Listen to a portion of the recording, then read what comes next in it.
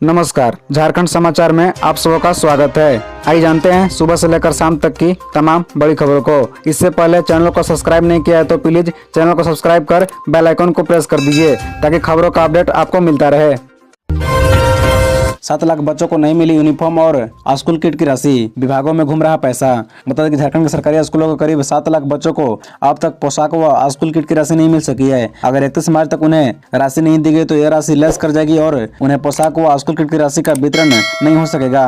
अभी भी 80% के करीब बच्चों को पोशाक व स्कूल किट की राशि का वितरण किया गया है। स्कूली शिक्षा व साक्षरता विभाग द्वारा लगातार निर्देश देने के बाद भी सभी बच्चों को अब तक इसका लाभ नहीं मिल सका है। झारखंड में वित्तीय वर्ष 2022-23 के लिए अगस्त 2022 में स्कूल किट की राशि और सितंबर-अक्टूबर में पोशाक की राशि जारी कर दी गई थी। झारखंड का स्थापना दिवस 15 नवंबर से बच्चों को नई पोशाक में स्कूल आना था, लेकिन ऐसा नहीं हो सका। बाद में समय सीमा 31 दिसंबर, फिर 31 जनवरी और इसके बाद 28 फरवरी तक बढ़ाई गई, लेकिन अभी भी सभी बच्चों का इसका लाभ नहीं मिल सका है। भारत में तख्ता पलट की साजिश में विदेशी मदद ले रहे हैं राहुल गांधी, बीजेपी नेता का आरोप। बता दें कि झारखंड में बीजेपी विधायक दल के नेता और प्रदेश के प्रथम मुख्यमंत्री बाबूलाल मरांडी ने कांग्रेस सांसद राहुल गांधी को लेकर बड़ा बयान दिया है। कैम्ब्रिज यूनिवर्सिटी में भारत की मौजूदा सरकार की आलोचना करते हुए लोकतंत्र को खतरा बताने वाले राहुल गांधी की टिप्पणी पर पलटवार करते हुए बाबूलाल मरांडी ने कहा कि यह तख्ता पलट की साजिश के लिए विदेशी मदद लेने जैसा है। बाबूलाल मरांडी ने राहुल गांधी पर वंशवाद का आरोप लगाते हुए भी तीखा हमला बोला है। बता दें कि अभी कांग्रेस पार्टी की तरफ से इस पर प्रतिक्रिया नहीं आई है। बता दें कि बाबूलाल मरांडी ने ऑफिशियल ट्विटर पर लिखा कि राहुल गांधी ने ब्रिटेन के संसद से भारत में लोकतंत्र बचाने की गुहार लगाई है। भारत के विपक्ष का सबसे बड़ा नेता खुलेआम दूसरे देश से अपने देश भारत की सत्ता बदलने की अपील कर रहा है। क्या यह तख्ता पलट की साजिश के लिए विदेशी मदद लेने जैसा नहीं है? बाबूलाल मरांडी ने आगे लिखा कि माँ बाप की दुहाई देकर अयोग्य नालायक उत्तराधारियों की वोट लेने की वंशवादी रणनीति के नाम पर लूटपाट कुछ दिनों तक चलती है, हमेशा के लिए नहीं। समय बदल रहा है, लोग समझ रहे हैं। सीएम के निर्देश पर पीडीएस दुकानों का ताबड़तोड़ निरीक्षण, सैकड़ों लाइसेंस कैंसिल, हड़कंप। बता दें कि मुख्यमंत्री हेमंत सोरेन के निर्देश पर रविवार को जिला स्तर पर अधिकारियों ने राज्य भर की जन वितरण प्रणाली की दुकानों का औचक निरीक्षण किया।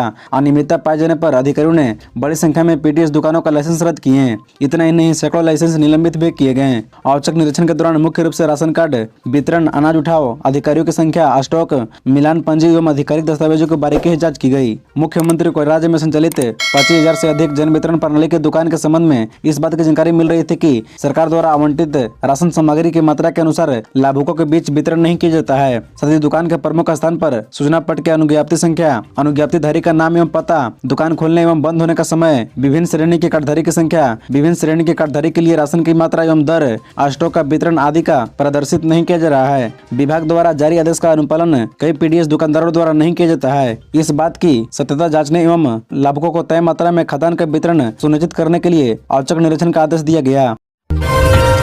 सरना धर्म कोड की मांग को लेकर आदिवासी समुदाय का हल्ला बोल, चुनाव के बहिष्कार की चेतावनी। बता दें कि झारखंड के विभिन्न जिलों एवं देश के अनेक राज्यों से हजारों की संख्या में आदिवासियों ने रविवार को रांची के मोरहाबादी मैदान पहुंचकर अलग सरना धर्म कोड के लिए हुंकार भरी। आंदोलनकारियों ने चेतावनी दी है कि यदि लोकसभा चुनाव से पहले जनगणना के फॉर्म में प्रकृति पूजा से जुड़े सरना धर्म कोड को अलग स्थान नहीं दिया गया तो आदिवासी समाज चुनाव का बहिष्कार करेगा। देश भर से आए सरना धर्म के नेता बंधन तिगा ने चेतावनी दी है कि यदि आम चुनाव से पहले उनकी मांग पूरी नहीं हुई तो 2024 के लोकसभा चुनाव का आदिवासी समुदाय बहिष्कार करेगा। जनगणना में एक अलग सरना धर्म कोड आदिवासियों के लिए अलग पहचान की कुंजी है, क्योंकि इसके बिना उन्हें हिंदू या मुस्लिम या ईसाई के रूप में वर्गीकृत किया जाता है। बंधन तिगा ने कहा कि सरना के अनुयायी प्राकृतिक पूजक है, दशकों से अलग धार्मिक पहचान के लिए संघर्ष कर रहे हैं। झारखंड विधानसभा के बजट सत्र का दूसरा चरण, नियोजन नीति को लेकर पक्ष और विपक्ष दोनों ने सरकार को घेरा, हंगामे की भेंट चढ़ा सदन। बता दें कि सदन की शुरुआत ही नियोजन नीति को लेकर हंगामे के साथ हुई। यह कब तक लागू होगी, नियोजन नीति को बनाने का आधार क्या है, इस तरह के प्रश्नों के बीच विपक्ष के विधायक वेल तक पहुंचकर हंगामे किए। वहीं जेएमएम विधायक लोबिन हेम्ब्रम ने कहा कि नियोजन नीति को पहले सदन में लाना था, पर सरकार ने कैबिनेट में लाया, यह सदन का अपमान है। इसी बीच बढ़ते हंगामे की वजह से सदन को 12:30 बजे तक के लिए स्थगित कर दिया था। सदन की शुरुआत होते ही सबसे पहले रामगढ़ की नवनिर्वाचित विधायक सुनीता चौधरी ने शपथ लिया। विधानसभा अध्यक्ष ने उन्हें पद और गोपनीयता की शपथ दिलाई।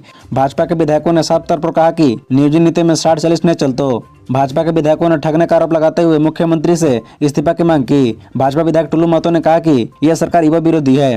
वहीं विधायक निराय यादव ने कहा कि युवा युवतियों को ठगने वाली सरकार को नैतिकता के आधार पर इस्तीफा देना चाहिए। झारखंड में हांगकांग फ्लू पर अलर्ट, स्वास्थ्य विभाग ने जारी किए निर्देश।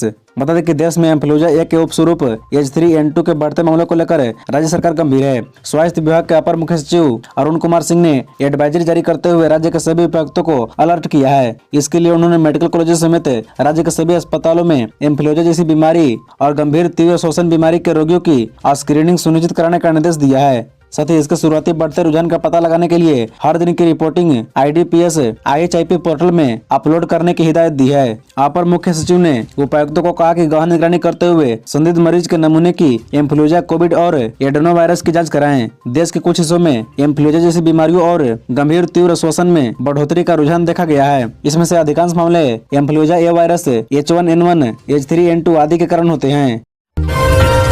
झारखंड में हुआ हजारों करोड़ का शराब घोटाला, CBI जांच कराए CM, बोले बीजेपी नेता। बता दें कि बीजेपी विधायक दल के नेता बाबूलाल मरांडी ने अब शराब नीति को लेकर झारखंड सरकार पर हमला बोला है। उन्होंने दावा किया है कि यदि जांच कराई तो पता चलेगा कि झारखंड में हेमंत सोरेन सरकार द्वारा लाई गई शराब नीति के बाद हजारों करोड़ रुपए का घोटाला हुआ है। पूर्व मुख्यमंत्री ने दावा किया है कि 700 करोड़ रुपए का घोटाला सरकार तो खुद स्वीकार कर रही है। बाबूलाल मरांडी ने कहा कि यदि इस पूरे प्रकरण में CM हेमंत सोरेन निर्दोष है तो मामले की जाँच CBI को सौंपनी चाहिए। बाबूलाल मरांडी ने ट्वीट कर उपरोक्त बातें कही। इससे पहले बाबूलाल ने वाराणसी में दिल्ली में मंत्री मनीष सिसोदिया की गिरफ्तारी पर प्रतिक्रिया दी थी। दरअसल मनीष सिसोदिया ने जेल से चिट्ठी लिखी और आरोप लगाया कि केंद्र सरकार और भारतीय जनता पार्टी द्वारा उन्हें तोड़ने का प्रयास किया जा रहा है। बाबूलाल मरांडी से वाराणसी में पत्रकारों ने सिसोदिया के आरोपों पर प्रतिक्रिया देने को कहा तो उन्होंने कहा कि हर गड़बड़ी करने वाला यही बोलता है। मंत्री सत्येंद्र जैन ने भी यही कहा था। नाटू नाटू और द एलिफेंट व्हिस्पर्स को ऑस्कर मिलने पर CM हेमंत ने दी बधाई। दरअसल आपको बता दें कि आज ऑस्कर अवार्ड्स की घोषणा की गई। द एलिफेंट व्हिस्पर्स को बेस्ट शॉर्ट डॉक्यूमेंट्री कैटेगरी में ऑस्कर मिला तो वहीं SS राजमौली को फिल्म RRR के गाने नाटू नाटू को सर्वश्रेष्ठ ओरिजिनल गाना चुना गया। झारखंड के मुख्यमंत्री हेमंत सोरेन ने दोनों ही कैटेगरी में अवार्ड जीतने वाली टीम को बधाई दी है। बता दें कि मुख्यमंत्री हेमंत सोरेन ने ट्वीट कर लिखा कि द एलिफेंट व्हिस्पर्स की पूरी टीम को सर्वश्रेष्ठ डॉक्यूमेंट्री का ऑस्कर जीतने के लिए बधाई। फिल्म RRR की पूरी टीम को बधाई कि उन्होंने नाटू नाटू के गाने के लिए सर्वश्रेष्ठ ओरिजिनल गाने का अवार्ड जीता। मुख्यमंत्री ने लिखा कि इस कामयाबी से पूरा देश गौरवान्वित है। बीजेपी को विश्वास में लेकर ही मिल पाएगा सरना धर्म कोड, UPA पर भरोसा नहीं, बोले पूर्व सांसद। बता दें कि पूर्व सांसद सालखन मुर्मू ने कहा है कि सरना धर्म कोड को यदि हर हाल में 2023 में लाना है तो केंद्र की बीजेपी सरकार को मजबूत करना ही होगा। इसके लिए सरना कोड दो, आदिवासी वोट लो जैसे नारे के साथ बीजेपी को विश्वास में लाना होगा और संयुक्त तत्वाधान में जल्द अनिश्चितकालीन रेल रोड चक्का जाम जैसे कार्यक्रम भी लेने होंगे, अन्यथा सब कुछ बेकार साबित हो सकता है। बीजेपी से दूरी बनाना या उसके खिलाफ UPA झामुमो प्लस कांग्रेस का साथ लेना अर्थात सरना धर्म कोड को चाहने वालों के साथ धोखेबाजी ही साबित होना है। मुर्मू ने कहा कि सरना कोड नहीं तो वोट नहीं के पीछे भी बीजेपी विरोधी मानसिकता है। वोट के बहिष्कार का कोई लाभ नहीं होगा, यह नकारात्मक रणनीति है, संविधान और लोकतंत्र विरोधी भी है। फिलहाल तमाम आदिवासी वोट को सरना धर्म कोड को हासिल करने में उपयोग करना जरूरी है। किसी पार्टी विशेष के साथ बेवजह चिपकना भी गलत है।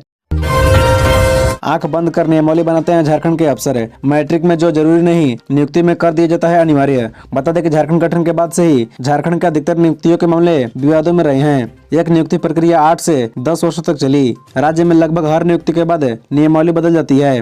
नियमावली बनने के साथ अभ्यर्थियों की नियुक्ति होने तक मुकदमा चलता रहता है। इसका एक प्रमुख कारण नियमावली का प्रावधान है। नियमावली बनाते वक्त अधिकारी यह जानकारी लेना उचित नहीं समझते हैं कि राज्य में स्कूली स्तर पर किस विषय की पढ़ाई होती है और किस विषय की नहीं। जो विषय मैट्रिक में अनिवार्य नहीं है उसे भी परीक्षा में अनिवार्य कर दिया जाता है। ऐसे में संबंधित नियमावली के आधार पर होने वाली परीक्षा आयोजन से पहले ही न्यायालय पहुंच जाती है। इसके बाद मामले वर्षों तक विवादों में फंसा रहता है। आलम यह है कि अभ्यर्थी की योगदान देने के बाद भी नियुक्ति रद्द हो जा रही है। राज्य के अधिकतर नियमावली को तैयार करने में अधिकारी अपनी जानकारी को अंतिम मान लेते हैं, न तो उसका ड्राफ्ट जारी करते हैं और न ही उस पर आपत्ति मांगते हैं। हाँ, दूसरे राज्यों की नियमावली जरूर देखते हैं। इसमें भी कई बार नियमावली बनाने में विसंगति रह जाती है।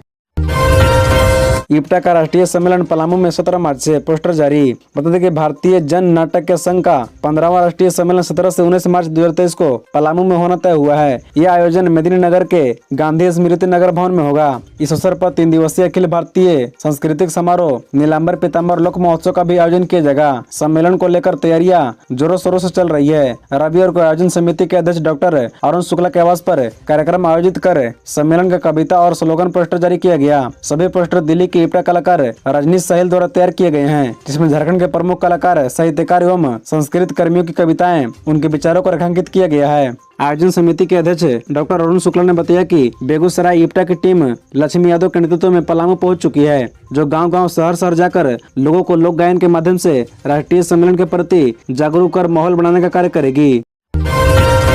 मैट्रिक इंटर की परीक्षा कल से शुरू, परीक्षार्थी इन बातों का रखे ध्यान। बता दें कि जैक बोर्ड की मैट्रिक इंटर की परीक्षा 14 मार्च यानी मंगलवार से शुरू हो रही है। मैट्रिक परीक्षा 3 अप्रैल तक प्रथम पाली में सुबह 9:45 से दोपहर 1:05 तक होगी। वहीं इंटर की परीक्षा 5 अप्रैल तक दूसरी पाली में दोपहर बाद 2 बजे से शाम 5:20 तक होगी। रांची जिले के 319 स्कूलों के 36,509 विद्यार्थी 102 केंद्रों पर मैट्रिक की परीक्षा देंगे, जबकि 110 +2 स्कूलों के 38,913 विद्यार्थी 57 केंद्रों पर इंटर की परीक्षा देंगे। इस वर्ष मैट्रिक और इंटर की परीक्षा 2 हिस्सों में बांट दी गई है। इसके तहत विद्यार्थियों से टर्म 1 और टर्म 2 पैटर्न में क्रमशः ऑब्जेक्टिव यानी मल्टीपल चॉइस क्वेश्चन और सब्जेक्टिव प्रश्न पूछे जाएंगे। इसके लिए समय भी बांटा गया है। MCQ प्रश्नों को OMR शीट पर हल करने के लिए मैट्रिक के विद्यार्थियों को 9:45 से 11:20 तक और इंटर के विद्यार्थियों को 2 बजे से 3:35 तक का समय मिलेगा, जबकि सब्जेक्टिव प्रश्न को हल करने के लिए मैट्रिक के विद्यार्थियों को 11:25 से 1:05 तक और इंटर के विद्यार्थियों को 3:40 से 5:20 तक का समय दिया जाएगा। दोनों ही वर्ग के विद्यार्थियों को प्रश्न पढ़ने के लिए अतिरिक्त 15 मिनट का समय दिया जाएगा। खबरों से जुड़े रहने के लिए चैनल को सब्सक्राइब, वीडियो को लाइक एवं एक दूसरे से शेयर जरूर करें। धन्यवाद।